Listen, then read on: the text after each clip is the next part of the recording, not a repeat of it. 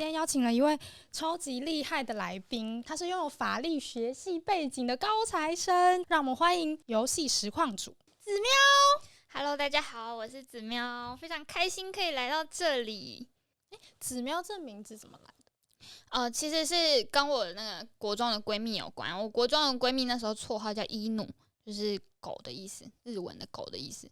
然后那时候就是准备要开始做实况了，要创粉专什么的，我就要想说要找一个像是类似艺名的东西，然后我就想说，那它是狗，我就当猫好了，所以我就是用那个 Koneko 就是日文的小猫的意思。那 Koneko 的汉字是紫猫哦，对，汉字是写叫紫猫，可是紫猫念起来很绕口，所以我就把猫改成喵，就变紫喵，所以我的英文就是 Koneko， 然后紫喵。听说你最近出了一本专辑，写真集？其实不是最近了，对，但是目前很尴尬，因为我看了一下写真集上面就是超级火辣那个奶哦，天哪，超羡慕的！而且我写真集是全裸不露点的，对不对？对。那我想访问一下，就是那拍摄的时候会很多人在吗？其实通常就是会清场。然后，会剩下就是摄影师，然后写真集专门在做的那个就是编辑的那个大哥会在，然后还有就是可能比较信任的人会在这样子。那贴住的话，因为你知道女生用那个胸贴啊，它贴住还是会有阴影阴影吗？因为其实他不会直接拍到胸贴，就是你胸贴只是保护你在拍摄的时候不要让别人可以就是直接看到，然后你其实在拍摄的时候还是会有一些就是遮挡的画面、遮挡的姿势。对，那下半部呢？下半部也是贴起来。下半部贴起来，那这样要除毛就平常都会除毛，你不除毛吗？没有全除啦，都会除啦。就是但是如果你要拍那种就是全裸不露点写真，一般是不太会留毛在身上啦，因为万一不小心漏毛就更尴尬。对啊，我想说全裸不露点要怎么拍？那万一如果不小心露出来的话，其实你直接跟我们那个经纪人接洽一下，你就知道怎么拍啦。你搞不好也可以出一本。可是我奶很小没有办法啦。对不起，我刚刚差点骂出话。不是那个小奶有小奶的市场，就是男生的那个性幻想的，其实位置很多，不是只有奶才可以。可是我认识的男生基本上都是奶，就是那你可能认识的男生比较年轻，就是如果年纪越大，他们的那个可能涉猎的范畴会更广一点。对，那写真就是因为其实我发现还是有蛮多地方就是比较露一点的画面。那我想问一下，家人跟朋友看到这本写真有没有吓到？就觉得说露太多？好像还好，因为我妈是一个比较开放的人。真的就是她看到就是会说身材真好什么之类的。对啊，你身材好好哦。然后爸爸的话，因为是单亲，所以就不会有这个问题。可能如果家里有爸爸管比较严的，可能要小心。现在偷看一下，那边感觉可以加一支笔，都不会掉吧？应该可以加2支。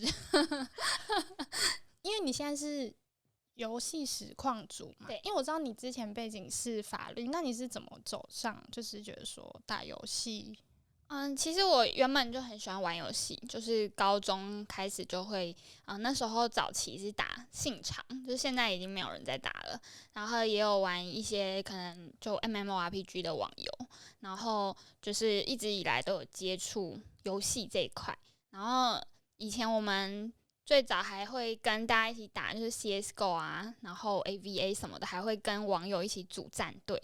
就那时候就是大学的时候，其实我们那时候 AVA 很夯，然后大家就是会组战队，然后每天都会玩很久。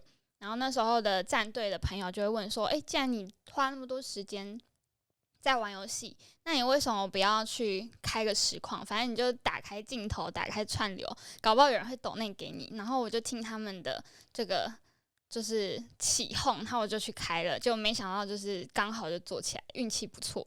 那你应该还蛮有耐心的吧？因为游戏我发现需要很多耐心我感觉你玩的游戏跟我刚刚说的应该不是同一种，因为我刚刚讲的大部分是那个即时战略性的，就是它是开始之后不能暂停，然后它就是你打完一场可能要花半个小时到1个小时这样子。就是你刚刚讲的那种可能比较偏经营类手游吗？对，就是手游。好像不太一样。可是其实我觉得耐心嘛，应该是还好。我觉得比较多的应该是好胜心，因为其实我蛮没有耐心的，而且就是玩游戏的时候就很容易会骂脏话或是骂队友之类的，应该算是比较没有耐心的人。对，但是没有耐心的人应该也是很多人都喜欢玩游戏的。有氪金吗？有，我还蛮常氪金，就是可是一般就是我刚刚讲的即时战略性的游戏，其实不太需要氪金，就算你氪也氪不了多少，因为都是买造型。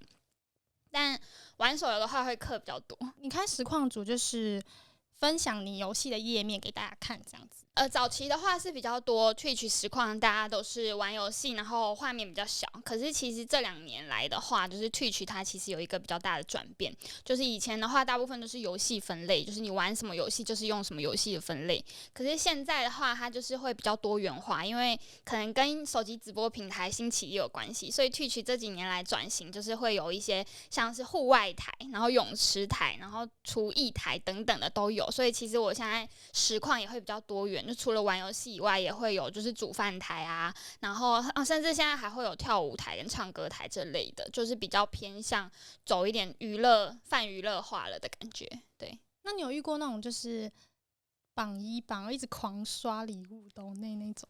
这个的话有，就是通常做活动的时候，大家会比较愿意参与。就譬如说有些人会办一些加班台，就是譬如说你就是抖内抖多少，他就是开台时数就是可能加1分钟加1分钟，譬如说你抖100块，他就加1分钟，然后就有人一直抖一直抖，然后他就一直都不能关台这样子。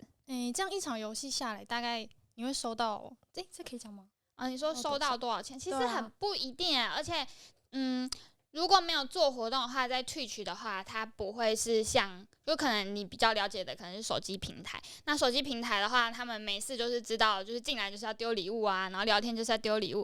可是 Twitch 这个平台呢，其实免费仔比较多，是大部分的观众都不愿意花钱，但是一定都还是会有所谓的，就是可能订阅的赖群的人啊，然后他们会比较愿意支持比较多的一个赞助。那如果有在做活动的话，其实当天最高的收入应该是最高有到30万左右。30万，对，就是之前生日的时候办活动，然后单日的话就最高会到差不多这个。可是其实我已经算是比较少的，真的吗？就可能中间也不能说我自己特别少或是干嘛的，但其实真的比较厉害的实况组的话，他们单日可能有机会，可能50-60甚至破100应该都有机会。好赚！那我们现在我不录了，我现在赶快就是去打游戏好了。没有，这个其实是幸存者偏差，就是你要 Top 1，其实你不管各行各业做到 Top 1，应该都可以有这个收入。那我想问，就是你有那种印象很深刻的榜一榜二，就是他可能会说，因为他在游戏当中一直抖内你，那他会要求说，你可不可以跟你见面啊，或是什么？我比较少这种观众，因为我其实就是比较不会养恋爱粉，而且我就交男朋友什么的，我都有公开这样子，所以我的观众比较像是，有点像可能看着我长大的那种爸爸，或者是就是守护的那种，对。可是有好有坏，就是养恋爱粉的话，赚的钱一定比较多。然后我这种的话，可能赚的钱比较少，可是好处就是自由度比较高，然后你也不需要去昧着良心去说一些就是可能你没有那么真实的话，对，所以整体来讲，我不太会遇到就是你刚刚说的那种观众，可是还是会有，就是譬如说观众之间有一点说，你为什么对他比较好，然后为什么对我比较不好，这种就会吃醋，还是会有。因为我有一个朋友，他就是也算是直播，但他就不是游戏实况，然后他就有遇到那种很疯狂的，就是一直追求他，就是可能在IG上狂密他、私讯他，要跟他见面这样子，就说不然我就不抖内你了。如果这种狂粉的话，其实是有的，可能大部分这种我遇到的这种狂粉自己都是免费仔，就是他会疯狂的，就是利用 IG 或者是 FB 各种管道一直私讯你，然后开始各种，而且他们还会去骚扰我身边的实况组朋友。就是我的实况组朋友会来跟我说，那个谁谁谁就是某他的 ID， 他说你跟他很熟吗什么的，然后我就说没有啊，他谁啊？然后他就说他每次都会来私讯我关于你的问题，就是譬如说我最近跟哪一个男实况组玩的好，他就会到处去私讯别人说什么，那个子喵跟那个谁啊，那一定是演的啊，一定不是怎样怎样，我有什么小道消息知道怎样怎样，他就是会自己在那边创造故事，然后创造故事就算了，然后还会去找我比较好的朋友，然后去分享这件事情，然后我的朋友会来跟我说，然后就是一个超级奇怪的人。那重点是他现在还会再来我的台。那交男朋友的话，就是你都公开，那你的粉丝不会就是其实我没有全部都公开，但我都会直接跟他们讲说，就是我没有公开不代表没有，就是通常就是因为可能这一行它很容易就是感情很难维持。第一个就是因为我们很忙，然后第二个就是因为我们的工作性质就是没有办法像别人说就朝9晚5就结束，然后周休2日这样。其实谈恋爱的话，如果没有超过一定的时间，就是大家也不太敢公开，因为你只要一公开，你就会留下记录，你会留下所有的 VOD 剪辑，然后实况画面等等的。那你一分手之后就会很尴尬，所以我都会跟他们讲说，就是我可能就是结婚才会就是公开是什么的，但是其实我近期就是有交往一个对象，然后他是一个比较我觉得比较好的对象，所以我就有公开跟大家讲说这件事情。对，那你会要求你的男朋友就是也要会打游戏吗？就是跟你一起？不太会要求这个，因为其实我男朋友不太喜欢跟我打游戏，因为他会觉得我太凶了。那你在打游戏的时候他在干嘛？他就是他也会玩他的游戏，就是我们玩的游戏是不同类的。就像我刚刚讲，我是玩即时战略，就譬如说我打英雄联盟什么的。那他如果打得很烂或是干嘛的话，那我就会很凶，然后他就会觉得不想跟我玩，他就会玩别的，可能就去玩天堂什么的。对，所以我们是玩不同的游戏。就是大家可能会想说，你去念法律系，你出来可能就是考公务员、考律师、考司法官，对不对？对啊。但其实台湾的律师考试那个录取率非常的低，那有一试，然后二试，然后一试是取10%，然后二试再取一试过的10%，所以等于录取率大概只有9%吧，好像9%不到。然后而且竞争非常的激烈，因为台湾法律系的人非常多，所以其实也不算是铁饭碗。那如果你要去考一般公务员，你会觉得很可惜，因为你都已经法律系出来了，然后你还去考一般公务员，那你当初就何必要念到法律系呢？就是大部分的法律系会有一种就是好像要高不高低不低的感觉。那除非你真的运气不错，你家里可以有一个后援，可以让你去专门去考那个律师，因为有平均数字出来过，就毕业4年平均才有办法考到一个律师执照，就是所有的法律系里面。那现在的话，就算你非法律系毕业，你有修到21个学分，你也可以去考律师了。所以整体来讲，就是那个门还蛮窄的。因为我们家境比较不好嘛，然后还有学贷的问题，所以我其实在大学的时候我就有考虑到，万一我毕业之后没有马上考上律师，那如果我觉得我要去当律师助理的话，假设因为我那时候在台北嘛，假设我1个月3万块，然后要扣掉房租可能1万块，然后还要缴学贷，然后1万块，然后还要吃东西什么的，我就会考虑到这些，所以我就先去考了研究所，然后就可以继续借学贷，然后就不用那么急着缴款。然后在这之前呢，我就会想着，好，那我要在研究所这个期间内先考上律师执照，或是其他的，然后或者是发展其他的路线。所以其实我在开实况这件事情，就是在研究所的时候同时进行的。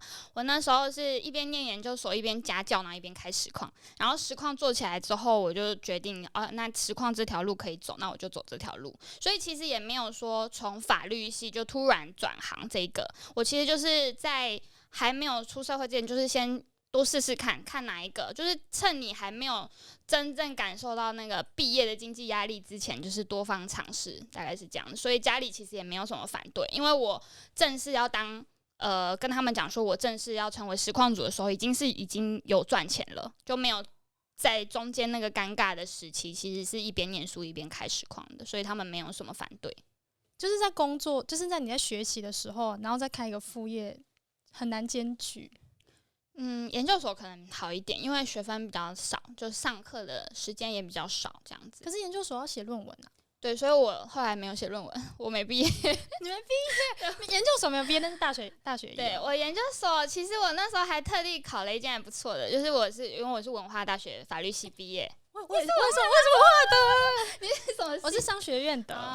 然后我毕业我就考了台科大，我考了台科大专利所。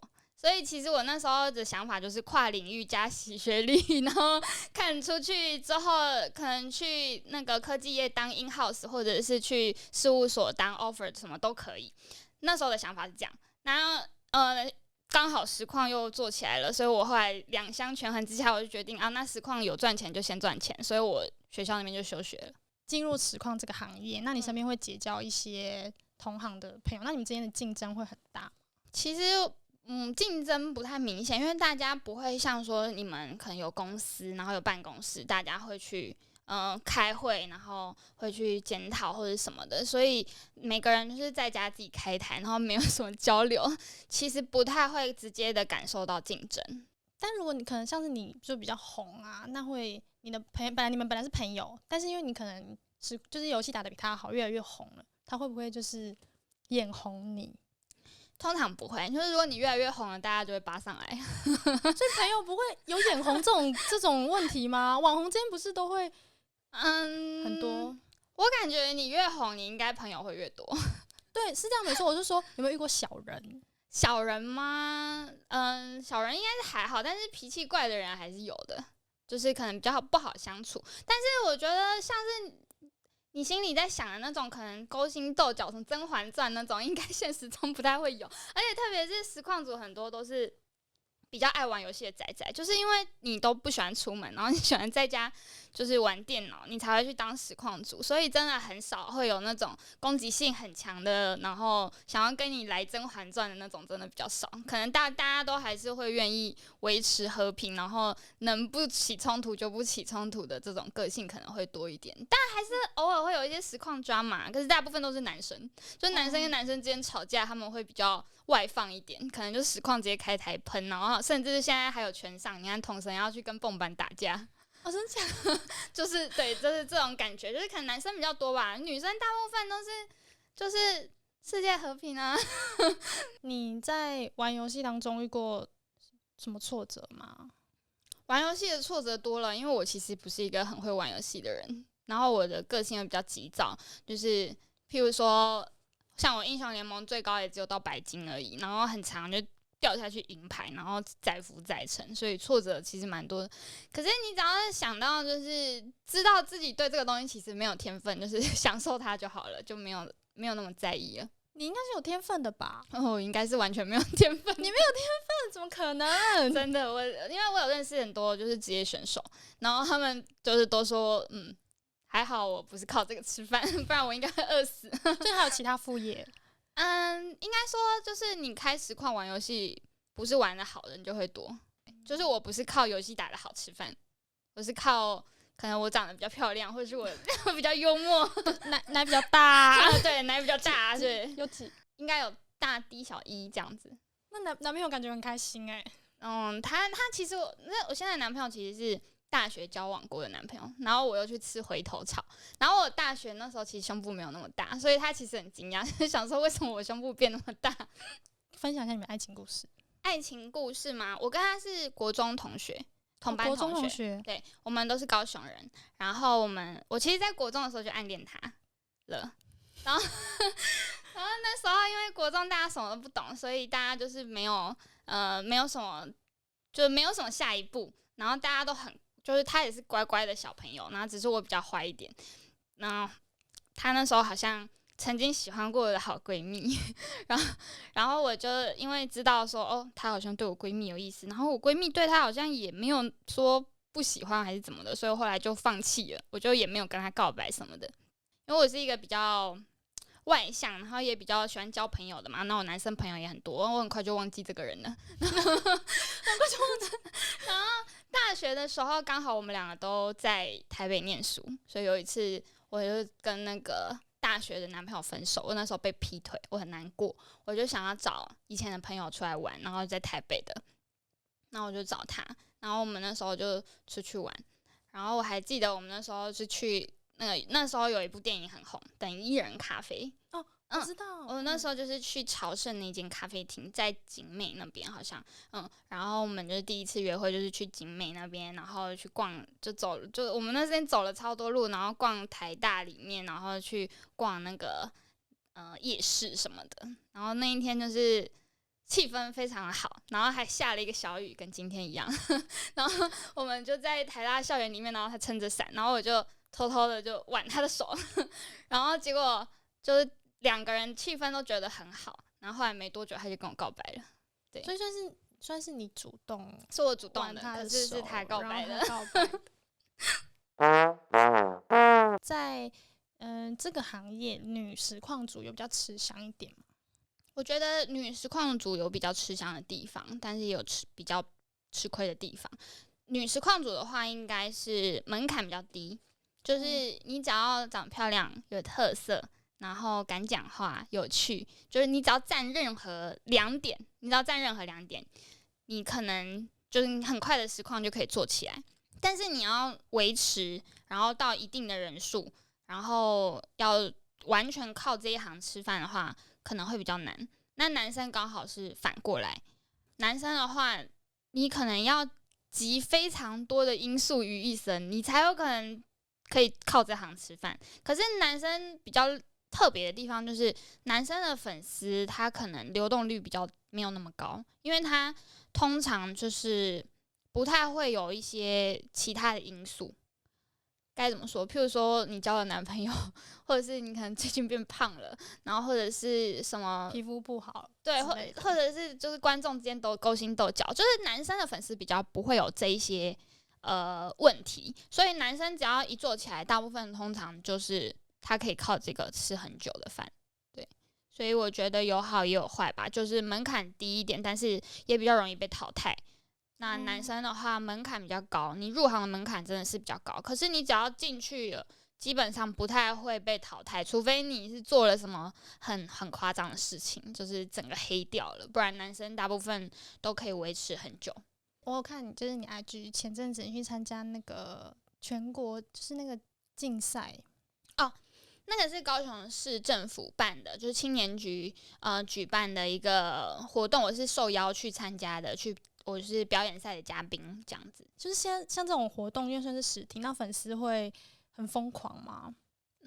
其实应该还好，因为台湾的实况组啊，它的线下活动机会蛮多的，所以其实很多观众大家都是有见过面的。因为像是每年电玩展有2次，然后还会有年底的 Wild Force， 所以其实你如果有喜欢的实况组的话，你要看到他的机会其实蛮多的，不太会因为一次线下就怎么样。那你有遇过粉丝，譬如说，因为在网络上比较少，感觉就是像在线下见面的时候，他会提这种比较过分的要求吗？不太会因为我觉得大部分都是不是我的粉丝才会这么做。就像有时候可能去一些Wild Force 或者是电玩展，那它其实因为是不用门票的嘛，开放大家都进去。那其实你有时候走进去，可能一个人来找你拍照，然后就会排成人龙，然后那人龙里面可能有一些人就是他根本不知道你是谁，他就是觉得大家都在找这个漂亮女生拍照，那我也来拍一下对好了，或者是他就是想卡油的人，然后他们就会就说那个帮我比个爱心，然后帮我怎么样，然后你的手要怎样的，他就会来摸你的手，然后或者是会靠你很近对不起，靠你很近，然后贴得很近这样子。但通常这种人都是不认识，就不知道他是谁。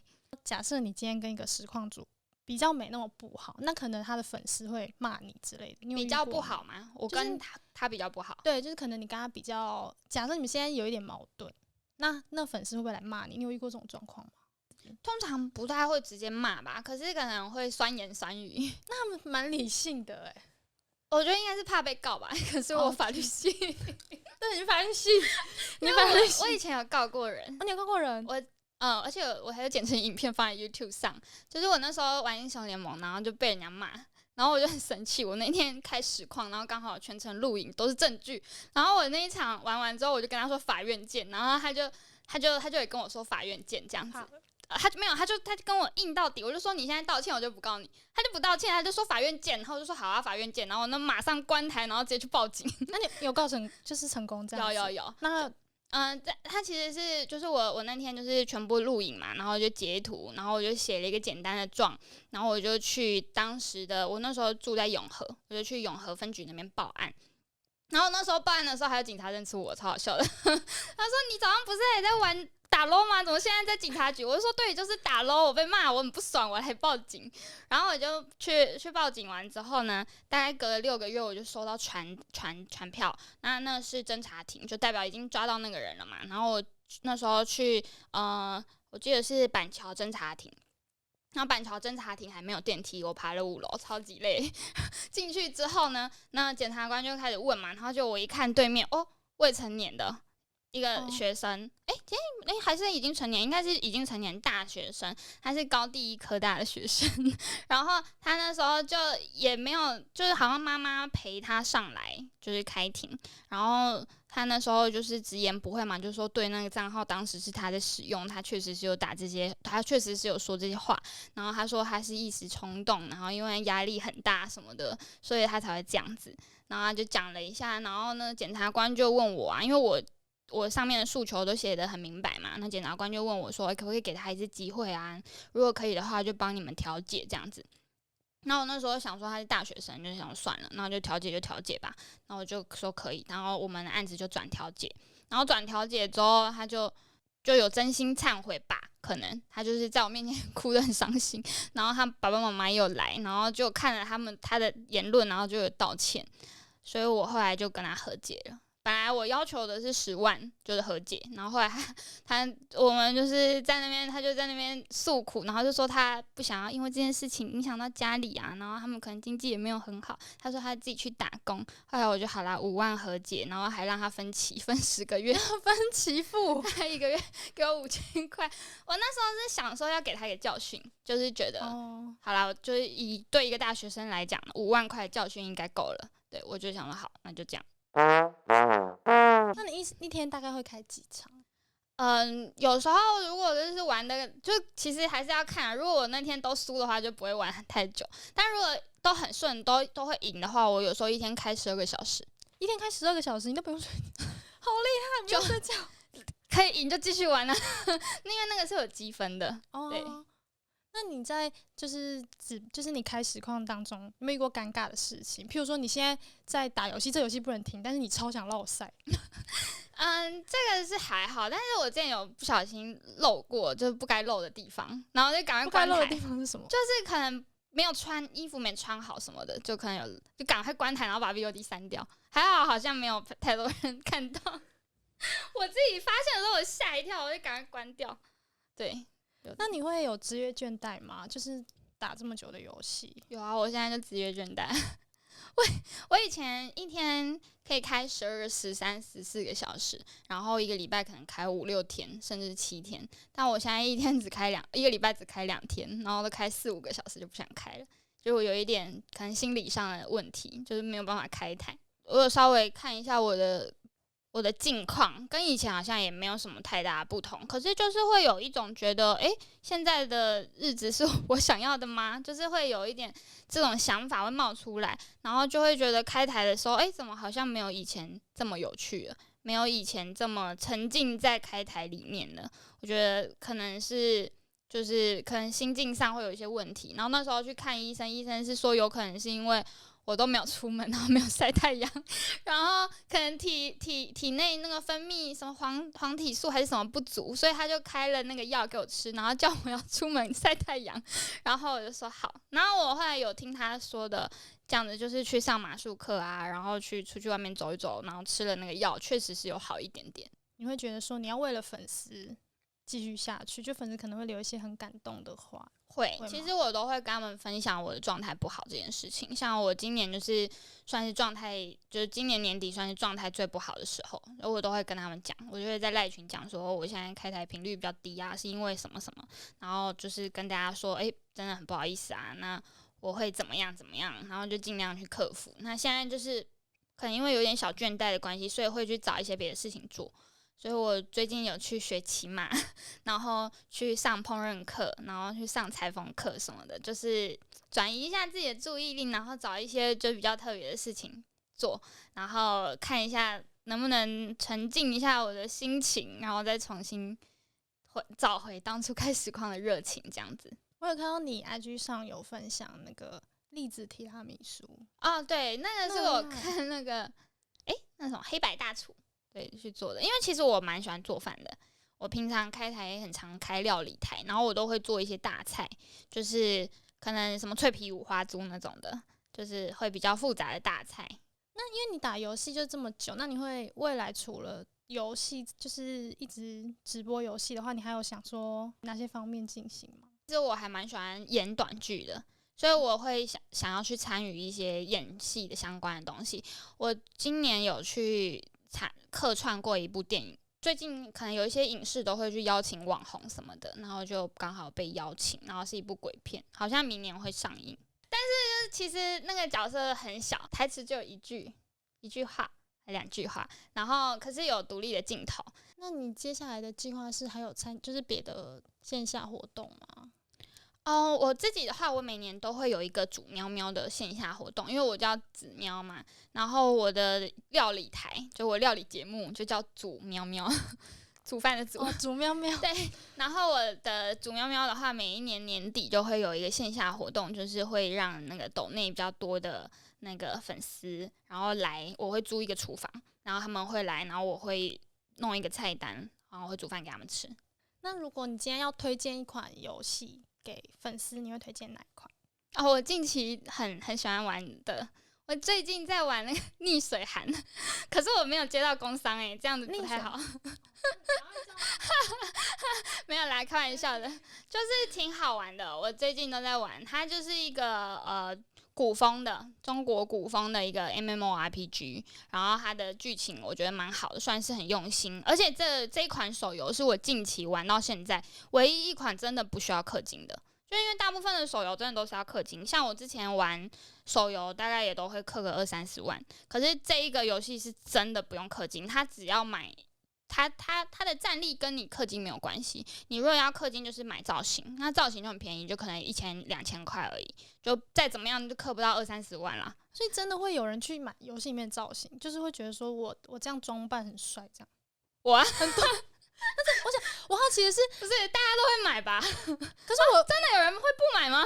我蛮好奇的点是说，因为我打这个游戏，我可能是我觉得为了积分，或是为了让越来越往上，我就可以理解。但是我觉得游戏的造型，可是你买了造型，你才会玩得更开心啊！就是前提是那个造型你要喜欢啦。就是如果你的角色是用你喜欢的造型，你会玩得更开心啊。那你有没有遇过粉丝就是那种很大手笔，然后刷一整套这种送你这样？没有粉丝都会跟我说，你看我全英雄，我全造型呢，20万哦，哈哈。然后他自己的，他是他自己的，对，也不是送你，他在跟我炫耀。那你平常除了打游戏，有别的活动，就是别的兴趣吗？打羽球，我平常会跟朋友一起去打羽球。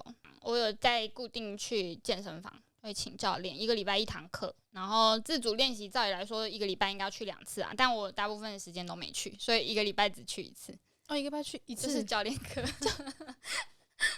兴趣的话，应该就只有这个啊，玩桌游，然后密室脱逃。也是跟游戏有关的。对，就是跟朋友一起玩，就是对，等于就我平常自己在家玩游戏，然后如果出去的话，就是跟朋友一起玩游戏这样。如果现在有一笔钱让你最想要去一个地方，你会想要去哪里？冰岛。冰岛，因为我之前国中的时候在地理课本上面看到，觉得很漂亮。它不是有那个冰岛那边好像才会有这个，就是你下面是温泉，然后旁边是冰川，感觉很酷。我刚刚看你 IG 是你之前去过成都，对不对？对，其实我妈妈是贵州人，我妈妈是苗族，然后我爸是台商，所以其实我是在贵州出生的，就是我的身份证后面出生地是写贵州省贵阳市。那我跟你分享一下，我的后面出生地是重庆市。真的？那我很近我妈妈是重庆人，对，巧哦，就是很近，因为我姐姐现在在成都，表姐就我妈妈的姐姐的女儿，她在成都。所以我就是会去找他们玩这样子，我过年也会回去。那你很会吃辣咯？我还蛮会吃辣的，可是小时候啦，小时候比较会吃辣，可是后来发现身体其实受不太了，因为我那时候有大学的时候就是胃病，很严重的胃病，所以后来我就不太敢吃这么辣了。我超爱吃辣，但是我现在还没遇过就是胃病什么的。你现在几岁？我现在你猜？23。哦，我24，但你蛮准的哎。就是看起来很小吗？很有活力。过了25岁了，会有另外一个感觉，对，就是你给我的感觉是25岁以下。我最近有考虑要不要生小孩。那现在这个男朋友就会嫁吗？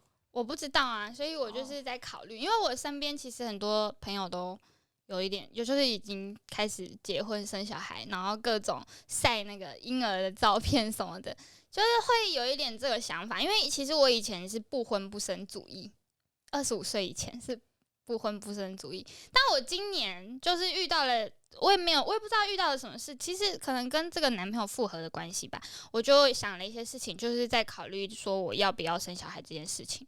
因为以前会觉得，生小孩下来就是一个责任啊，然后那个责任感觉有点让人压力很大，喘不过气来。渐渐的会觉得自己拥有的东西已经比当初想要跟需要的更多了，会想要把这个东西分享出去。然后分享出去，就是也没有什么就是会觉得说，那我拥有这么多，我是不是应该要，就是让它有一个传承的感觉嘛？就是我想要让可能一个生命可以分享到我现在拥有的东西，然后让他知道说这个世界其实还不错。这样，我觉得可能跟我自己生活的环境有关，因为以前可能过得不是那么好，所以就会觉得小孩生下来很可怜什么的。可是现在就会觉得，好像可以考虑一下要不要生个小朋友这样子。所以我就是举棋不定，我很怕生小孩之后会变丑变胖，然后那个胸部会下垂，然后那个以后不能什么出国，想出国就出国，想买什么就买什么，我都会怕。但就是目前就是还在这条线里面那个游走，你知道吧？就是不确定到底要不要，还没下定决心。因为如果真的下定决心的话，你就是要对那个小朋友，你要对那个生命可能负责一辈子嘛。对，所以还在挣扎中。那我们现在就是会去跟有生小孩的朋友聊天，跟没生小孩的朋友聊天。对，那你有设定说你大概几岁，就是我可能是成家的年纪？其实计划赶不上变化。我大学的时候会觉得，我27岁就要结婚，然后30岁以前生小孩。可是因为你知道，因为现在大家都不容易嘛。天哪，为什么我讲话很像老人？然后就是你不可能真的这么好就成家，除非你的另一半就是可能家里有矿，你才有办法真的说，你大学毕业没多久，马上就跟他结婚生小孩。